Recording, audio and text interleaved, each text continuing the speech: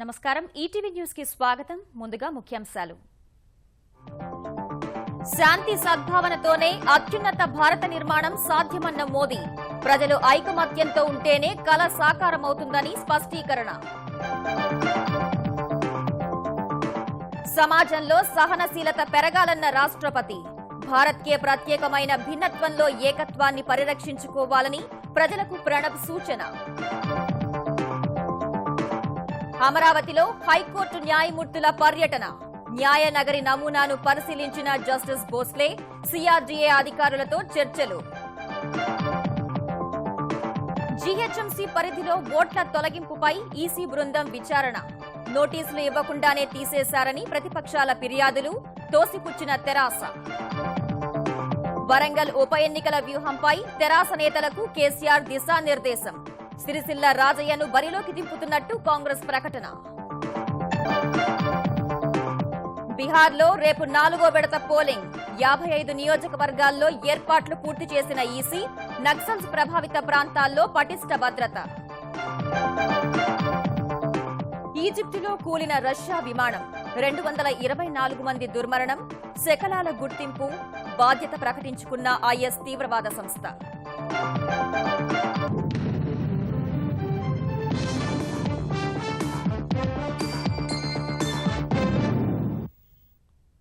అభివృద్ధిలో ఉన్నత శిఖరాలను అందుకోవాలంటే శాంతి సామరస్యంగా ఉంటూ ప్రజలంతా ఐక్యమై పనిచేయాలని ప్రధాని నరేంద్ర మోదీ పిలుపునిచ్చారు అసహనం అశాంతి దేశాభివృద్ధికి ప్రతిబంధకాలు సృష్టిస్తాయని ఉక్కు మనిషి సర్దార్ వల్లభాయ్ పటేల్ జయంతిని పురస్కరించుకుని నిర్వహించిన ఐక్యతా దినోత్సవంలో మోదీ తేల్చి చెప్పారు సర్దార్ పటేల్ ముందుచూపు వల్లే ప్రస్తుత అఖండ భారత్ కొనసాగుతోందన్న మోదీ ఆయన చూపిన మార్గంలో అద్భుత భారత నిర్మాణానికి కలిసికట్టుగా ముందుకు సాగాలన్నారు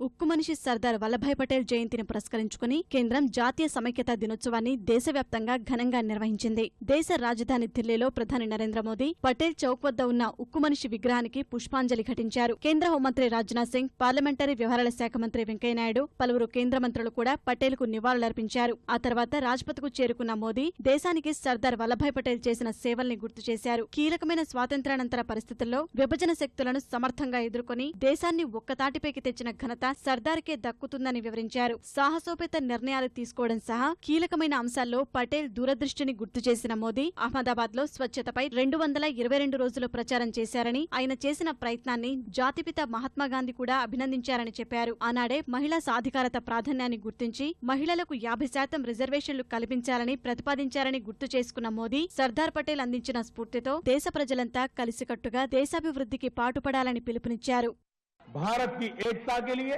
सरदार साहब का योगदान कम नहीं आंका जा सकता चाणक्य के बाद भारत को एकता के सूत्र में बांधने का अगर कोई अहम काम किसी महापुरुष ने किया तो वो सरदार वल्लभ भाई पटेल ने किया और उसी के कारण तो आज कश्मीर से कन्याकुमारी अटक से कटक हम एक स्वर से इस भारत मां को याद करते हैं भारत माता की जय बोलते हैं जिसने एक भारत दिया उसे श्रेष्ठ भारत बनाना ये हम सबका दायित्व है అత్యున్నత భారత్ను సాధించాలంటే దేశంలో ప్రతి ఒక్కరూ శాంతి సద్భావనను కలిగి ఐకమత్యంతో ముందుకు సాగాలని ప్రధాని పిలుపునిచ్చారు हमारी भारत माता को विश्व की नई ऊंचाइयों पर पहुंचाने का होगा तो उसकी पहली शर्त है एकता शांति सद्भावना एकता शांति और सद्भावना के मंत्र को लेकर के 125 करोड़ देशवासियों के कंधे से कंधा मिलाकर के कदम से कदम चलने से यही हमारी सबसे बड़ी शक्ति है और सरदार साहब का हमारे लिए एकता यही संदेश है అనంతరం పటేల్ జయంతి కార్యక్రమానికి హాజరైన వారితో ఐక్యతా ప్రతిజ్ఞ చేయించిన మోదీ ఏక్తా పరుగును ప్రారంభించారు ఈ పరుగులో పలువురు నాయకులు పాఠశాల విద్యార్థులు క్రీడాకారులు యువతీ యువకులు పాల్గొన్నారు प्रधानमंत्री जी के कर कमलों द्वारा रन फॉर यूनिटी के लिए तुम ही इरादे हो पटेल के तुम ही कलाम की धारा हो దేశవ్యాప్తంగా అన్ని రాష్ట్రాల్లో ఐక్యతా దినోత్సవాన్ని ఘనంగా నిర్వహించారు ప్రధాన నగరాలు పట్టణాల్లో ఐక్యతా పరుగులో ర్యాలీలు నిర్వహించి సర్దార్ పటేల్ స్ఫూర్తిని చాటారు తెలుగు రాష్ట్రాల్లో కూడా ఐక్యతా దినోత్సవాన్ని ఘనంగా నిర్వహించారు. హైదరాబాద్ సహా 2 రాష్ట్రాల్లోని అన్ని జిల్లా కేంద్రాలు, ప్రధాన నగరాలు, పట్టణాల్లో సమైక్య పరుగు, ర్యాలీలు, ఐక్యతా ప్రదర్శనలు నిర్వహించారు. అన్ని రాజకీయ పక్షాలు తమ కార్యాలయాల్లో సర్దార్ పటేల్కు నివాళులు అర్పించి దేశాన్ని ఐక్యం చేసేందుకు ఆయన చేసిన కృషిని కొనియాడాయి. ఐకమత్యంతో ముందుకు సాగితే అద్భుత ఫలితాలను అందుకోవచ్చనే సందేశాన్నిచ్చాయి. తెలంగాణలో కేంద్ర మంత్రులు బండారు దత్తాత్రేయ, కిరణ్ రిజిజు, ఆంధ్రప్రదేశ్లో కేంద్ర గ్రామీణాభివృద్ధి శాఖ మంత్రి చౌదరి బీరేంద్ర సింగ్ ఐక్యతా దినోత్సవంలో పాల్గొన్నారు. విజయవాడలో నిర్వహించిన ఏక్తా ర్యాలీలో పాల్గొన్న ముఖ్యమంత్రి చంద్రబాబు నవ్యాంధ్ర రాజధాని అమరావతిలో వల్లభాయ్ పటేల్ విగ్రహం ఏర్పాటు చేస్తామని ప్రకటించారు. భారతదేశంలో జాతి ఉన్నంత వరకు గుర్తుపెట్టుకునే ఏకైక వ్యక్తి సర్దార్ వల్లభాయ్ పటేల్ అని చెప్పి కూడా నేను మీకు తెలియజేస్తున్నాను. ఈరోజు ఆ పేరునంగానే ఒక స్ఫూర్తి వస్తుంది. అమరావతి రాజధానిలో తప్పకుండా సర్దార్ వల్లభాయ్ పటేల్ యొక్క విగ్రహం ఈ అమరావతిలో ఉంటుంది. దాన్ని కూడా మనం ఏర్పాటు చేసుకుంటాం. దేశ బహుళత్వ లక్షణాన్ని కాపాడుకోవాల్సిన అవసరం ఎంతో ఉందని రాష్ట్రపతి ప్రణబ్ ముఖర్జీ పునరుద్ఘాటించారు. దేశంలో అసహనం అంతకంతకు పెరుగుతున్న ఆరోపణల మధ్య సమాజంలో సహనశీలత పెరగాల్సిన ఆవశ్యకతను ఢిల్లీ ఉన్నత న్యాయస్థానం స్వర్ణోత్సవ కార్యక్రమంలో గుర్తు చేశారు. న్యాయమూర్తుల నియామకానికి ఎలాంటి వ్యవస్థ ఉన్నప్పటికీ అత్యుత్తమ ప్రమాణాలకు లోబడి ఖాళీల భర్తీ జరగాలని ప్రణబ్ సూచించారు. ఈ ప్రక్రియలో ఎవరూ జోక్యం చేసుకోవడానికి వీల్లేదని రాష్ట్రపతి స్పష్టం చేశారు. స్వతంత్ర న్యాయ వ్యవస్థ ప్రజాస్వామ్యానికి ఎంతో కీలకమన్న ఆయన ఆత్మశోధన, స్వీయ దిద్దుబాటు ద్వారా ఆ వ్యవస్థ ఎప్పటికప్పుడు నవీకరణ చెందాలని సూచించారు. సామాజికంగా, ఆర్థికంగా వెనుకబడిన వారు పెద్ద సంఖ్యలో ఉన్న భారత్లో న్యాయ వ్యవస్థ అందరికీ అందుబాటులో ఉండాల్సిన అవసరం ఎంతో ఉందని రాష్ట్రపతి అభిప్రాయపడ్డారు. has thrived due to its power of assimilation and tolerance. Our pluralistic character has stood the test of time. Our ancient civilization has over the centuries accommodated our diversities.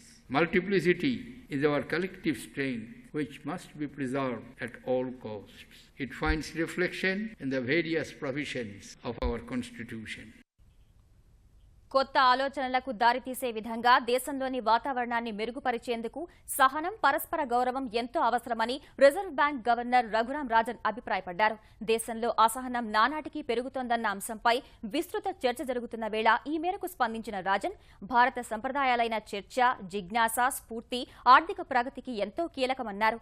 ఏ వర్గంపైనైనా భౌతిక దాడికి దిగడం లేదా మౌఖికంగా అవమానించే ఘటనలను ఎట్టి పరిస్థితుల్లో అనుమతించరాదని ఢిల్లీ ఐఐటి స్నాతకోత్సవంలో విద్యార్థుల్ని ఉద్దేశించి చేసిన ప్రసంగంలో వ్యాఖ్యానించారు. ప్రశ్నించడం సహా సవాల్ విసిరే హక్కును కాపాడటం దేశాభివృద్ధికి ఎంతో అవసరమని రాజన్ సూచించారు. Political correctness stifles progress as much as excessive license and disrespect. Tolerance can take the offense out of debate and indeed instill the respect that I've been talking about. Tolerance and respect lead to a good equilibrium where they reinforce each other. Hyderabad మహానగరంలో ఓట్ల తొలగింపును అడ్డుకుని ప్రజాస్వామ్యాన్ని కాపాడాలని తెలంగాణలో విపక్షాల ఎన్నికల సంఘాన్ని అభ్యర్థించాయి. ఓటర్ల జాబితా సవరణ సహా ఓట్ల తొలగింపునకు కారకులపై చర్యలు తీసుకోవాలని కాంగ్రెస్, భారతీయ జనతా పార్టీ, తెలుగుదేశం హైదరాబాద్లో క్షేత్రస్థాయి పరిశీలనకు వచ్చిన కేంద్ర ఎన్నికల సంఘం బృందానికి విజ్ఞప్తి చేశాయి. అటు నకిలీ ఓట్ల తొలగింపును విపక్షాలు రాద్ధాంతం చేస్తున్నాయని తెరాస ఫిర్యాదు చేసింది. హైదరాబాద్ మహానగరపాలక సంస్థ పరిధిలో ఓట్ల తొలగింపుపై దాఖలైన ఫిర్యాదులపై కేంద్ర ఎన్నికల సంఘం ఆదేశాల మేరకు బెంగాల్ ఎన్నికల అధికారి సునీల్ గుప్తా నేతృత్వంలోని బృందం విచారణ చేపట్టింది. ఇప్పటికే క్షేత్రస్థాయిలో పరిశీలన జరిపిన ఈ బృందం ఇవాళ జూబ్లీహిల్స్ లోని మర్రి చెన్నారెడ్డి మానవ వనరుల కేంద్రంలో కాంగ్రెస్, తెలుగుదేశం, భారతీయ జనతా పార్టీ, తెరాస నేతలతో విడివిడిగా సమావేశమై ఫిర్యాదులపై వివరాలు అడిగి తెలుసుకుంది. ఈ సమావేశంలో వివిధ ప్రాంతాలలో తొలగించిన ఓట్ల వివరాలను సమర్పించిన విపక్షాలు సార్వత్రిక ఎన్నికల్లో ప్రతిపక్షాలకు చెందిన అభ్యర్థులు గెలిచిన ప్రాంతాల్లో ఉద్దేశపూర్వకంగా ఓట్లను తొలగిస్తున్నారని ఫిర్యాదు చేశాయి. రాజకీయ ఒత్తిళ్లతో రాష్ట్ర ఎన్నికల అధికారులు చేస్తున్న ప్రయత్నాలను అడ్డుకోవాలని కోరాయి. 22,000 అన్సర్వ్డ్ నోటీసెస్ ఇవ్వనటువంటి original notices municipal ward office నుంచి నేను తీసుకొచ్చాను. నేను ఛాలెంజ్ చేశాను. దమ్ము ధైర్యం ఉంటే నా మీద పోలీస్ కంప్లైంట్ ఇవ్వండి. దొంగతనం చేశారని చెప్పండి. నేను దేనికైనా తయారుగా ఉన్నాను. ఇంతకన్నా పెద్ద ఫ్రాడ్, ఓటర్స్ను తొలగించే ఫ్రాడ్ దేశంలో ఎక్కడా జరగలేదు. ఇప్పటికైనా సరే మీరు ఇమీడియట్లీ దీని మీద చర్య తీసుకుని మొత్తం ఎంక్వైరీ చేసి తర్వాతే ఎలక్షన్ పెట్టాలని చెప్పి మేము డిమాండ్ చేస్తున్నాము. ఎందుకంటే ఎప్పుడు కూడా అసలు ఓట్లు గల్లంతా అయిన తర్వాత వీళ్ళు డివిజన్లు ఎట్లా డీలిమిటేషన్ చేస్తారు? ఇదే సమయంలో ఉద్దేశపూర్వకంగా ఓట్లను తొలగించారన్న ప్రతిపక్షాల ఆరోపణల్లో వాస్తవం లేదని ఈసీ బృందానికి నివేదించిన తెరాస నకిలీ ఓట్లు, చిరునామా మారిన ఓటర్లను మాత్రమే అధికారులు జాబితా నుంచి తొలగించారని వివరించింది. ముఖ్యమంత్రి కేసీఆర్ గారు కూడా చెప్పారు, ఎక్కడైతే డూప్లికేసీ వచ్చిందో ఆ ఓట్లన్నింటినీ కూడా కరెక్ట్ చేసి కొత్త ఓటర్ని కూడా చేర్పించిన తర్వాత జిహెచ్ఎంసీ ఎలక్షన్ జరగాలని చెప్పి చేస్తే దాన్ని ఒక్కరి భాషలు చెప్తూ డూప్లికేట్ ఓట్లు మేము అట్నే వేసుకుంటాం అని రకరకాలుగా ఒకరు మతాన్ని ప్రాతిపదికగా తీసుకుంటే ఇంకోరు ప్రాంతాన్ని ప్రాతిపదికగా తీసుకొని అనవసరమైన ఆరోపణలు మా మీద చేయడం జరిగింది. రాజకీయ పార్టీల అభిప్రాయాలతో ప్రత్యేక బృందం కేంద్ర ఎన్నికల సంఘానికి నివేదికను సమర్పించనుంది. వరంగల్ ఉప ఎన్నికకు అన్ని పార్టీల కంటే ముందే అభ్యర్థిని ప్రకటించిన తెరాస ఉప ఎన్నికల్లో అనుసరించాల్సిన వ్యూహంపై కసరత్తు ముమ్మరం చేసింది. ఈ మేరకు తెలంగాణ భవన్లో ప్రచార సారథులు, వరంగల్ జిల్లాకు చెందిన నాయకులతో చర్చించిన ముఖ్యమంత్రి కేసీఆర్ తెరాస ప్రభుత్వం అమలు చేస్తున్న సంక్షేమ పథకాలను ప్రజలకు వివరించి ఉప ఎన్నికలో విజయం సాధించే దిశలో పనిచేయాలని దిశానిర్దేశం చేశారు. వరంగల్ అభ్యర్థి పసునూరి దయాకర్ కు బీ ఫారం అందజేసిన కేసీఆర్ గత ఎన్నికలకు ముందు ఇచ్చిన హామీల్లో 99% అమలు చేశామని పార్టీ నేతలకు వివరించారు. ఒక్క కేజీ టు పీజీ ఉచిత విద్య మినహా అన్ని హామీలను అమల్లోకి తెచ్చినట్టు గుర్తు చేశారు. 2 పడక గదుల ఇళ్ల నిర్మాణం, జలహారం, పింఛన్ల పంపిణీ, రేషన్ బియ్యం, విద్యుత్ కోతల నివారణ సహా సాగునీటి ప్రాజెక్టుల విషయంలో ఇప్పటికే ఎంతో ముందడుగు వేసినట్టు చెప్పారు. కాళేశ్వరం ప్రాజెక్టు ద్వారా వరంగల్ జిల్లాకే ప్రథమంగా లబ్ధి కలుగుతుందని చెప్పిన కేసీఆర్ ఈ విషయాన్ని ప్రజలకు వివరించి దయాకర్ గెలుపు కోసం కృషి చేయాలని సూచించారు. ఒకే ఒక అంశం కేజీ టు పీజీ విద్య, ఆ ఒక్కటి మినహాయిస్తే 99.9% మేనిఫెస్టోను ఇంత షార్ట్ పీరియడ్లో అమలు చేసిన ఘనత ఇవాళ టీఆర్ఎస్ గవర్నమెంట్కి ఉందని చెప్పి నేను మనవి చేస్తా ఉన్నా. జూన్ లోపల కాలువ సామర్థ్యం పూర్తిగా పెరిగిపోతుంది. ఒకసారి కాళేశ్వరం సిచ్చాన్ అయిందంటే నంబర్ 1 బెనిఫిట్ అయ్యే జిల్లా వరంగల్ జిల్లా అని చెప్పి నేను మనవి చేస్తా ఉన్నాను. అద్భుతంగా మీకు నీళ్ళు వచ్చేటువంటి అవకాశం ఉంది. మాటలు చెప్పడం కాదు, ప్రాక్టికల్గా రేపు మనం చూడబోతాం. ఆచరణలో దాన్ని ప్రజలు అనుభవించబోతారు. ఖచ్చితంగా చాలా మంచి మేయర్తోని మిత్రుడు దయాకర్ని గెలిపించుకొని రావాలి. పేద గొప్ప అనే తేడా లేకుండా ఎన్నికలకు అయ్యే కొద్దిపాటి ఖర్చును కూడా పార్టీయే భరిస్తుంది. ఐకమత్యంతో నుండి వాస్తవాలను ప్రజలకు చెప్పి మనం ముందుకు పోయి చేసుకొని రావాలి. ఎన్నికల్లో అద్భుతమైన విజయం సాధించి రావాలని చెప్పి సోదరుడు దయాకర్ను మరొకసారి హృదయపూర్వకంగా అభినందనలు తెలియజేస్తూ అడ్వాన్స్ కంగ్రాచులేషన్స్ కూడా చెప్తూ నేను సెలవు తీసుకుంటా ఉన్నాను. జై తెలంగాణ. వరంగల్ లోక్సభకు జరిగే ఉప ఎన్నికల్లో మాజీ ఎంపీ సిరిసిల్ల రాజయ్యను బరిలోకి దింపాలని కాంగ్రెస్ నిర్ణయించింది. ఈ స్థానం కోసం పెద్దపల్లి మాజీ ఎంపీ వివేక్ సహా మల్కాజ్గిరి మాజీ ఎంపీ సర్వే సత్యనారాయణ పేర్లను పరిశీలించిన అధిష్టానం చివరకు రాజయ్య వైపే మొగ్గు చూపింది. వరంగల్ స్థానం నుంచి రాజయ్య పోటీ చేస్తున్నట్లు ఢిల్లీలో కాంగ్రెస్ సీనియర్ నేత జనార్దన్ ద్వివేది ప్రకటించారు. తెలంగాణ ఇచ్చిన పార్టీగా ప్రజల్లో కాంగ్రెస్కున్న గుర్తింపే తనను గెలిపిస్తుందని రాజయ్య ధీమా వ్యక్తం చేశారు. ఇది అవసరమైన ఎన్నిక కాదు, మీకు అందరికీ తెలుసు. ఇది ఆహ్వానించబడ్డ ఎన్నిక. ఈ ఎన్నికను, ఈ సవాల్ను ప్రతి సవాలుగా కాంగ్రెస్ పార్టీ తీసుకుంటూ ఉంది. తెలంగాణ రాష్ట్రాన్ని ఇస్తామని చెప్పి ఇచ్చిన పార్టీ కాంగ్రెస్ పార్టీ. తెలంగాణ రాష్ట్రం ఇస్తే ఏమేమో చేస్తామని అబద్ధాలు చెప్పిన పార్టీని ఈరోజు గమనించారు. వెల్లులో లొల్లి జరిగిన నెత్తులు లెక్క పెట్టించి పాస్ చేయించిన ఏకైక బిల్లు పార్లమెంటు చరిత్రలో అది తెలంగాణ బిల్లు. ఇది ప్రజానీకం గమనించారు. నవ్యాంధ్ర రాజధాని అమరావతి ప్రాంతంలో న్యాయ నగర్ ఏర్పాటు చేసే ప్రతిపాదిత ప్రదేశాన్ని హైకోర్టు న్యాయమూర్తుల బృందం పరిశీలించింది. హైకోర్టు ప్రధాన న్యాయమూర్తి జస్టిస్ దిలీప్ బాబాసాహెబ్ భోస్లే నేతృత్వంలోని ఈ బృందం హైదరాబాద్ నుంచి గన్నవరం విమానాశ్రయం చేరుకుని అక్కడి నుంచి విజయవాడకు వచ్చారు. అక్కడి నుంచి అమరావతి శంకుస్థాపన చేసిన ప్రదేశాన్ని సందర్శించిన న్యాయమూర్తులు రాజధాని నిర్మాణ 3D నమూనాను పరిశీలించారు. అనంతరం రాజధాని గ్రామాలైన ఉద్దండరాయనిపాలెం, ఐనవోలు, శాఖమూరు గ్రామాల్లో పర్యటించారు. న్యాయనగరి ఏర్పాటు చేసే ప్రతిపాదిత గ్రామాలైన శాఖమూరు, ఐనవోలు గ్రామాల మధ్య స్థలాలను పరిశీలించారు. అక్కడి రెవెన్యూ అధికారులతో మాట్లాడారు. ఈ పర్యటనలో బార్ అసోసియేషన్ ప్రతినిధులు, బార్ కౌన్సిల్ సభ్యులు తమ ఆలోచనలను న్యాయమూర్తుల దృష్టికి తీసుకొచ్చారు. రాజధాని అమరావతి నిర్మాణం, ఆంధ్రప్రదేశ్లో చేపట్టిన నదుల అనుసంధాన ప్రక్రియను ప్రపంచమంతా ఆసక్తిగా గమనిస్తోందని కేంద్ర గ్రామీణాభివృద్ధి శాఖ మంత్రి చౌదరి బీరేంద్ర సింగ్ చెప్పారు. సర్దార్ వల్లభాయ్ పటేల్ జయంతి విజయవాడలో జరిగిన ఐక్యతా దినోత్సవంలో పాల్గొన్న బీరేంద్ర అమరావతిని ప్రపంచ స్థాయిలో అభివృద్ధి చేసేందుకు ముఖ్యమంత్రి చంద్రబాబు చేస్తున్న కృషిని ప్రశంసించారు. ఆంధ్రప్రదేశ్, కర్ణాటక, తెలంగాణ రాష్ట్రాల్లోని కరవు ప్రాంతాలకు ఉపాధి హామీ పని దినాల్ని 150కి పెంచుతామని చెప్పారు.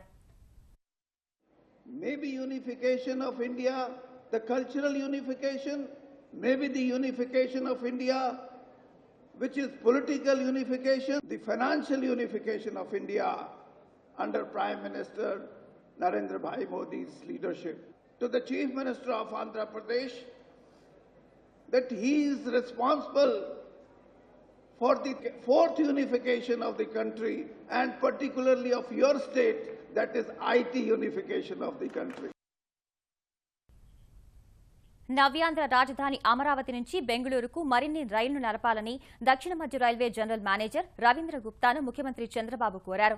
ఆంధ్రప్రదేశ్లోని పారిశ్రామిక కారిడార్ల కోసం ప్రత్యేక రైల్వే లైన్లు పెంచాలని ఇవాళ తనను కలిసిన రైల్వే జీఎంకు ముఖ్యమంత్రి సూచించారు. ఇదే సమయంలో వివిధ రైల్వే ప్రాజెక్టులకు సంబంధించి భూసేకరణలో సహకరించాలని రవీంద్ర గుప్తా ముఖ్యమంత్రిని కోరారు. వివిధ మార్గాల్లో డబ్లింగ్ పనులు, ప్రత్యామ్నాయ రైల్వే మార్గాలు, గత ఏడాది బడ్జెట్లో పేర్కొన్న వివిధ ప్రాజెక్టులపై చంద్రబాబుకు వివరించిన గుప్తా గుంతకల్, విజయవాడ రైల్వే డివిజన్ పరిధిలో ప్రస్తుత ప్రాజెక్టుల ప్రగతిని నివేదించారు. ఆంధ్రప్రదేశ్కు చెందిన పారిశ్రామికవేత్తలు, ప్రవాసాంధ్రులు సొంత రాష్ట్రంలో గ్రామాలు, పట్టణాల అభివృద్ధికి ముందుకు రావాలని ముఖ్యమంత్రి చంద్రబాబు పిలుపునిచ్చారు. ఆంధ్రప్రదేశ్ నుంచి ఎంతో మంది పారిశ్రామికవేత్తలు, ఎన్ఆర్ఐలు ఉన్నారని, వారంతా ఆయా ప్రాంతాల అభివృద్ధిపై దృష్టి సారించాల్సిన సమయం వచ్చిందని నెల్లూరు పర్యటనలో నగరపాలక సంస్థ పనితీరుపై ఆకస్మిక తనిఖీ నిర్వహించిన తర్వాత చెప్పారు. చాలా చోట్ల అధికారుల పనితీరుపై ప్రజలు ఫిర్యాదులు చేయగా ఇక ముందు ఫిర్యాదులు వస్తే సహించేది లేదని చంద్రబాబు హెచ్చరించారు. పారిశుద్ధ్య పనులు, రోడ్ల అధ్వాన పరిస్థితులపై అసంతృప్తి వ్యక్తం చేసిన ఆయన స్వర్ణాల చెరువును పర్యాటకంగా అభివృద్ధి చేస్తామన్నారు. ఇలాంటి అభివృద్ధి కార్యక్రమాలకు చేయూతనివ్వాలని పారిశ్రామికవేత్తలు, ప్రవాసాంధ్రులకు విజ్ఞప్తి చేశారు. చాలా మంది నెల్లూరు నుంచి ప్రపంచం అంతా వెళ్ళారు. మంచి ఎంటర్ప్రినర్స్ ఉన్నారు. ఆగంత ఫ్యామిలీ ఉంది, జీవీకే ఉన్నారు, శాంతా బయోటెక్ ఉంది, అరవిందో ఫార్మా ఉంది, కిమ్స్ హాస్పిటల్ ఉంది, గ్రీన్ పార్క్ హోటల్స్ ఉన్నాయి, రెడ్డి ల్యాబ్స్ ఉన్నాయి, గాయత్రి ప్రాజెక్ట్స్ ఉన్నారు. ఇలాంటి వాళ్ళు కొన్ని వందల మంది ఉన్నారు. వీళ్ళు ప్రపంచం అంతా బ్రహ్మాండంగా ముందుకు పోయారు, కానీ నెల్లూరుకు మళ్ళా వచ్చి పనులు చేయడం లేదు. నేను అందుకే smart village, smart ward concept ఇచ్చాను. వాళ్ళందరినీ పిలిపించి మాట్లాడి వాళ్ళని పూర్తిగా జిల్లా అభివృద్ధి కోసం, నెల్లూరు సిటీ అభివృద్ధి కోసం ఇన్వాల్వ్ చేయాలని చెప్పి అనుకుంటున్నాను. బహిరంగ మార్కెట్లో ధర సామాన్యుడికి అందనంత పెరిగిన వేళ 135 రూపాయలకే కిలో కందిపప్పు అందిస్తామని ప్రకటించిన తెలంగాణ ప్రభుత్వం ఈ మేరకు విక్రయాలు ప్రారంభించింది. కందిపప్పు విక్రయాల కోసం ఏర్పాటు చేసిన ప్రత్యేక కౌంటర్లను ఆయా జిల్లాల్లో మంత్రులు, అధికారులు ప్రారంభించారు.